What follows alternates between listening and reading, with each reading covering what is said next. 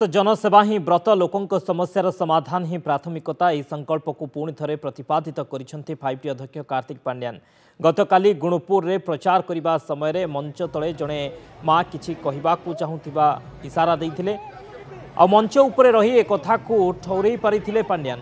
सभा पर प्रथमे सही माँ पाखक जाई दुख शुणिथिले गहली भितरे महिलांको ठारू समस्या बुझी समाधान पाई प्रतिश्रुति देइथिले यार 24 घंटा न पूर्णु सही महिलांको घरे पहुंची दुख बुझिछंती बीजेडी नेता संपृक्त महिला हेले गुणुपुर पौर परिषद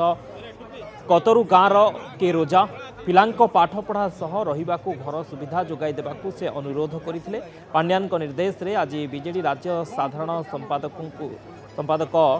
सुधीर दास और बीजेडी युव उपसभापति विष्णु पंडा के रोजांको घरे पहुंची असुविधा संपर्क में पचारि बुझिछंती खूब शीघ्र समस्यार समाधान सह तुरंत समस्त सुविधा कराई दियाजिबो बोली प्रतिश्रुति देइछंती एथिपाई मुख्यमंत्री नवीन पट्टनायक और 5T अध्यक्ष कार्तिक पांड्यान को समस्ते कृतज्ञता जणाइछंती।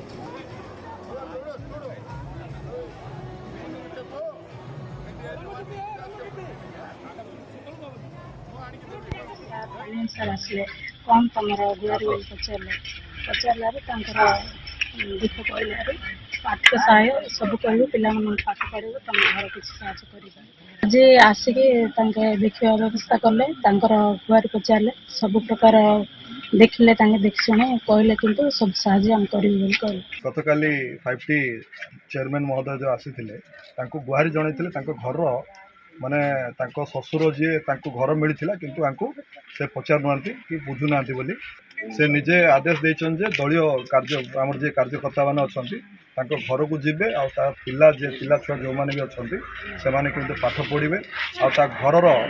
प्रत्येक जिनस केमती सुरुखरे ताको गोटे खंडे घरटी